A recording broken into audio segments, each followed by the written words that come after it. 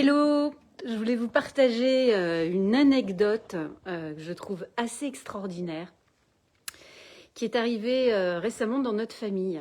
En fait, ma fille Luna, 10 ans, faisait un exposé sur la danse classique avec ses copines, donc 2 autres copines. Et puis au moment de l'exposé, elles étaient toutes les 3 debout devant le tableau. Et au moment de commencer, Luna sent qu'il y a une tension à côté d'elle, il se passe quelque chose d'anormal. Et là, elle tourne la tête et elle voit une de ses copines qui est en train de faire pipi sur elle. Et là, elle se dit « Oh mon Dieu, la pauvre !» La maîtresse a le réflexe d'extraire la petite fille, de lui proposer d'aller aux toilettes, d'aller se changer. Et puis Luna, spontanément, rassure-toi, je vais faire ta partie, on l'a travaillé ensemble, ça va bien se passer, je vais faire tes questions, je vais m'en occuper. Et puis voilà, la journée se déroule.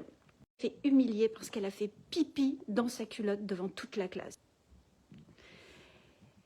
Et à ce moment-là, je lui dis « Waouh, ça doit pas être facile pour elle, c'est pas facile » et ça arrive à tout le monde d'ailleurs, ça n'arrive pas qu'aux enfants.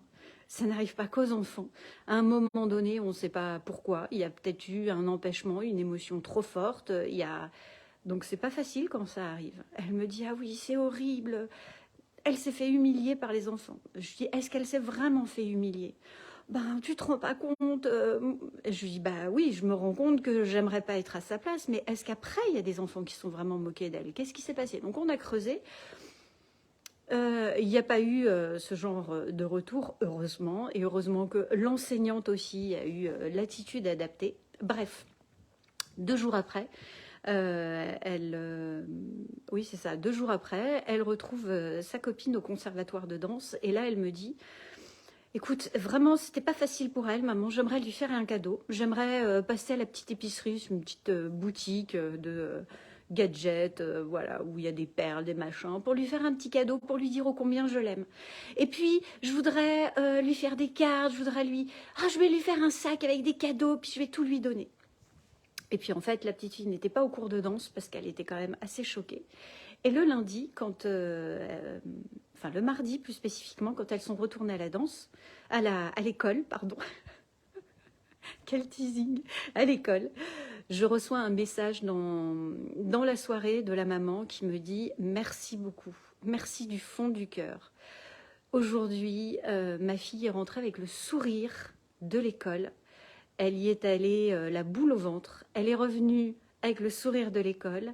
Et en fait, Luna a contaminé d'autres enfants qui, dans la journée, lui ont fait des dessins, lui ont fait des petits cadeaux avec des pliages, et je trouve ça magnifique. Pourquoi je vous partage cette histoire? Parce que d'abord, ce que je veux partager avec vous, c'est que notre leadership, il est naturel, il est à l'intérieur de nous. Regardons nos enfants, naturellement, ce sont des leaders.